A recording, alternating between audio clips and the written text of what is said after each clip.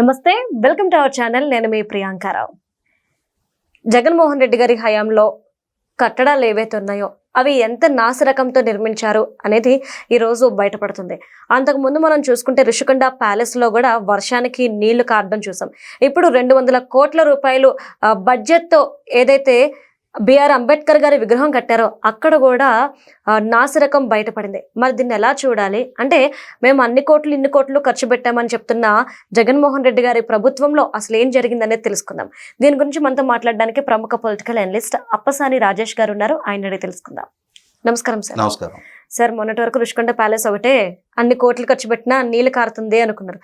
ఇప్పుడు అంబేద్కర్ గారి విగ్రహం దగ్గర ఆ ముందు కట్టిన ఏదైతే బిల్డింగ్ ఉందో ఆ బిల్డింగ్ లో నుండి కూడాను నీరు కారడం అనేది ఈరోజు వీడియో చూస్తే అర్థమైంది. అంటే 200 కోట్ల రూపాయలు పెట్టాము అంటే ఇదా సార్? ఇంత నాసిరకంతో ఎలా కడతారు? అంటే మీరు మనకి గ్రామాల్లో చాలా వాడుకలో ఉన్న ఒక సామెత వినుండాలి. కాపురం చేసే తీరు కాళ్ళగొళ్ళ నాడే తెలుసుద్ది అంటారు. అలాగే పాలకుడుగా జగన్మోహన్ రెడ్డి గారి పరిపాలన ఎలా ఉండబోతుంది అనేది ఆయన ప్రమాణ స్వీకారం చేసి ఆయన పాలన తొలి అడుగులు వేస్తున్న మొదటి వారం 10 రోజుల్లోనే తేటతెల్లమైంది. ఆయన ఏం చేశారు? ప్రమాణ స్వీకారం చేసి అధికార బాధ్యతలు చేపట్టిన తర్వాత రాష్ట్ర వ్యాప్తంగా ఉన్న ఉన్నతాధికారులు, ఐఏఎస్ ఐపీఎస్ అధికారులతోటి ప్రజావేదికలో ఒక సమీక్షా సమావేశాన్ని ఏర్పాటు చేసుకున్నాడు. ఏర్పాటు చేసుకున్న తర్వాత ఆ సమావేశం ముగింపు సందర్భంగా ముగింపు ఉపన్యాసం ఇస్తూ ఈ కట్టడాన్ని రేపు పొద్దున కూల్చేయండి అన్నాడు. కోట్ల రూపాయల ప్రజాధనంతో నిర్మాణం చేసిన సరికొత్త కట్టడం అది.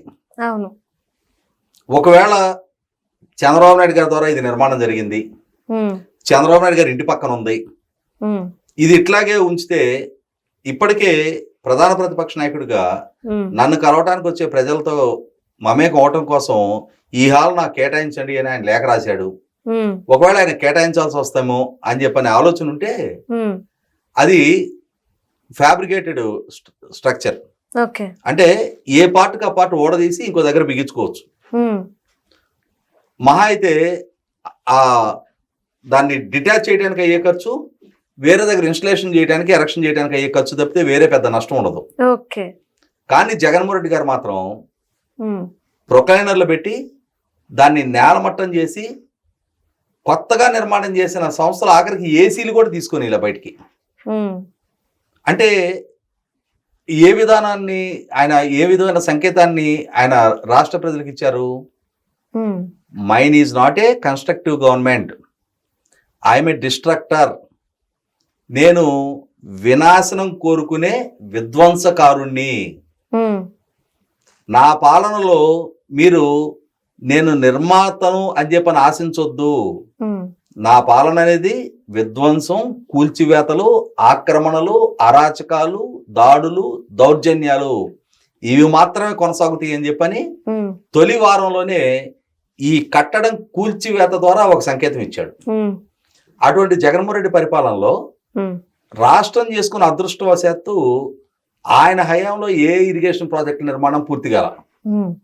ఒకవేళ ఇటువంటి డిస్ట్రక్టివ్ చేతితోటి ఏదో ఒక ఇరిగేషన్ ప్రాజెక్ట్ నిర్మాణం కనుక జరుగుంటే ఏం జరుగుండేది? ఆయన ఏం చేయకుండా ఉంటేనే ఆయన పోలవరం టెండర్లు అప్పటి వరకు సక్సెస్ఫుల్గా నిర్మాణం చేస్తూ ఉన్న నవయుగ ఇంజనీరింగ్ కంపెనీని తప్పించి పనులు చేయకుండా ఆపేసిన పర్యవసానం భారీ వరద వచ్చి డయాఫ్రామ్ వాళ్ళు కొట్టుకుపోయి కాపర్ డ్యాముల్లో కూడా లీకేజీలు వచ్చినాయి. అంటే ఇంకొన్నాళ్ళు ఉంటే పోలవరం ప్రాజెక్ట్ కూడా కొట్టుకుపోయేది. అంటే ఈయన ఇదే విధంగా కనుక కొనసాగున్నట్టయితే. కానీ ప్రజల అదృష్టం బాగుండి ఆయన హయాంలో ఇంకే ప్రాజెక్టుల నిర్మాణం పూర్తి కాల. ఏం చేయకుండా ఉంటేనే మనం చూసాం. 2021 నవంబర్ 19 అన్నమయ్య ప్రాజెక్టు కొట్టుకుపోయింది. 2022 ఆగస్టు 5 పులిచింతల గేటు కొట్టుకుపోయింది. 2022 ఆగస్టు 26వ తారీఖు గుళ్ళకమ్మ గేట్లు కొట్టుకుపోయినాయి. ఏం చేయకుండా ఉంటేనే ఆయన. మరి ఇంకా ఈ అంటే ఈ డిస్ట్రక్టివ్ చేతితోటి ఇంకేదైనా నిర్మాణాలు కనుక చేస్తున్నట్టయితే అవి కూడా ఈ గేట్లు, డ్యాములు కొట్టుకుపోయిన ఖాతాలను చేరుండి. ఆయన హయాంలో మనసు పెట్టి చేసి 2 పనులు చేశాడు. ఒకటి, విశాఖపట్నంలో రిషికొండ మీద ఓ ప్యాలెస్ నిర్మాణం చేశాడు. అవును. ఆ ప్యాలెస్ నిర్మాణం ఇందాక మీరు ప్రస్తావించింది 60 ఎకరాల రిషికొండ మీద 9.8 ఎకరాలకి కేంద్ర ప్రభుత్వం నుంచి పర్యావరణ అనుమతులు తీసుకొని 20 ఎకరాలు కొండదొలిచి అక్కడ పర్యావరణ అనుమతులు సిఆర్జెడ్ నిబంధనల మొత్తాన్ని ఉల్లంఘించి దాదాపుగా 1,60,000 క్యూబిక్ స్క్వేర్ మీటర్ 1,60,000 స్క్వేర్ మీటర్ల విస్తీర్ణంలో భవనాలు నిర్మించాడు. సరే, ఎందుకు నిర్మించావయ్యా ఈ భవనాలు, దీనివల్ల ఏంటి ఉపయోగం అని అంటే, అతి ఖరీదైన 12 బెడ్రూమ్లతోటి ఒక భారీ రెసిడెన్షియల్ హౌస్. ఎవరు ఉండడానికి అందులో? రేపటి రోజున మళ్ళీ అధికారంలోకి ఆయనే వస్తే విశాఖపట్నాన్ని రాజధానిగా ప్రకటింపజేసుకొని ఆయన సతీమణి సముద్రానికి అభిముఖంగా ఆ కొండ మీద, అంటే వాళ్ళ పాదాల చెంతన విశాఖపట్నం సముద్రం ఉండే విధంగా డిజైన్ చేసుకొని కట్టించుకున్నారు. కానీ తాను ఒకటి తలిస్తే ప్రజలు ఒకటి తలిచారు అని చెప్పని ఈయన ఆశలకి ఆకాంక్షలకి భిన్నంగా ప్రజలు స్పందించారు. ప్రజా తీర్పు ఆయనకు అనుకూలంగా రాలా. అదృష్టవంతుడు ఎవరు? జగన్మోహన్ రెడ్డి గారే. ఎందుకంటే ప్రజా తీర్పు కనుక ఆయనకు అనుకూలంగా వచ్చి విశాఖపట్నం రిషికొండలో కనుక ఆ ప్యాలెస్ లో ఆయన కనుక కాపురం ఉన్నట్టయితే, మొన్న చూసాం కదా వర్షాలకి ఆ సీలింగ్ మొత్తం కూడా కింద పడింది. అప్పుడు ఎవరి మీద పడేది? అయితే జగన్ గారు లేదా భారత్ గారు వాళ్ళని ఎత్తున పడి ఉండేది. అది వాళ్ళు ఎవరు లేకపోబట్టి ఇప్పుడు కింద అందులో ఎవరు కాపురం లేరు కాబట్టి కింద పడింది. అలాగే విశాఖపట్నం పీడబ్ల్యూడి గ్రౌండ్ లో వాస్తవంగా చంద్రబాబు నాయుడు గారి ప్రభుత్వం అమరావతిలో అంబేద్కర్ స్మృతివనం పేరిట 15 ఎకరాలు కేటాయింపు చేశారు.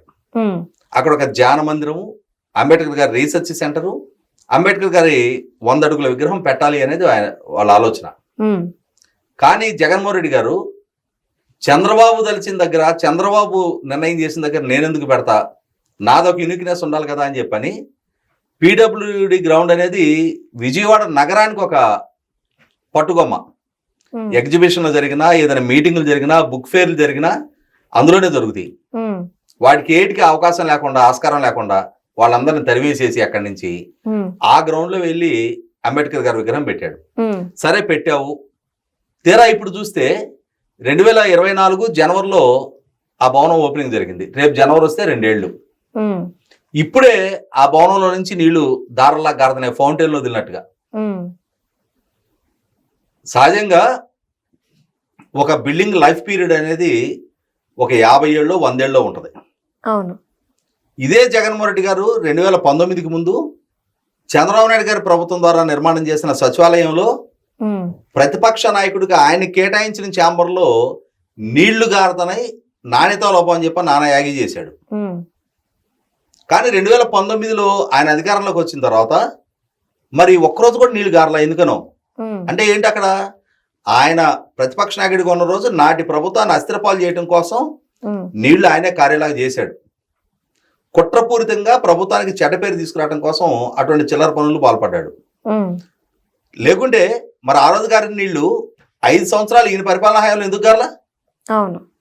ఇవాళ ఈయన ద్వారా నిర్మాణం జరిగిన 2 భవనాలు, ఒకటి విశాఖ రిషికొండ, 2 అంబేద్కర్ గారి విగ్రహం. ఆ విగ్రహ పీఠం దగ్గర ఒక 3-4 అంతస్తులు ఎత్తున ఒక ప్లాట్ఫామ్ లాంటిది ఉంటుంది, భవనం లాంటిది. దాంట్లోంచి నీళ్లు కారుతున్నాయి. అంటే నేను ఇందాక చెప్పినట్టుగా ఇవి చూసిన తర్వాత ప్రజలైతే ఒక స్థిర నిర్ణయానికి వచ్చేసారు.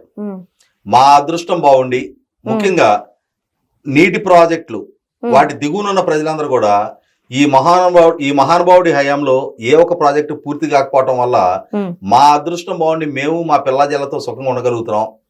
ఈయన హయాంలో కనుక ఆ ప్రాజెక్టులు కనుక పూర్తి అయినట్టయితే వరుస పెట్టుకుని తుడిచిపెట్టుకుపోయేవాళ్ళం. ఎందుకంటే ఈయన హయాంలో నిర్మాణం చేసింది ఏం చేశాడు అని అంటే, సెంటు స్థలాల్లో టిక్కీలు లాంటి ఇళ్ళు అక్కడ కొన్ని అవి ఇన్కంప్లీటెడ్ గా ఉన్న కాలనీలే ఎక్కువ, కంప్లీట్ చేసిన కాలనీలు చాలా కొద్దిగా ఉన్నాయి. వాటి నాణ్యత ఎట్లుంది అనేది ఈ మధ్య చూస్తున్నాం మనం. గట్టిగా 2-3 కనుక తోస్తే గోళ్ళ పడిపోతున్నాయి. ఆ విధమైన నాణ్యతతో కట్టిన ఇళ్ళు, ఇట్లా నీళ్లు ఎలుస్తున్న అంబేద్కర్ విగ్రహం, లేదంటే సీలింగ్ కూలిపోయిన రిషికొండ ప్యాలెస్, వీటిని చూపించి ఈ 5 సంవత్సరాల కాలంలో 11 లక్షల రూపాయలు అంటే దాదాపుగా బడ్జెట్ ఎలకేషన్స్ కాకుండా 9,74,000 కోట్ల రూపాయల అప్పులు వారసత్వంగా ఇచ్చి ఈ రాష్ట్రానికి ఈ ద్వారా ఇచ్చిన ఆస్తులు ఏంటంటే ఈ చాలీచాలన క్వాలిటీతో నిర్మాణం చేసిన ఈ 2 కట్టడాలు. Okay, right. Thank you so much sir.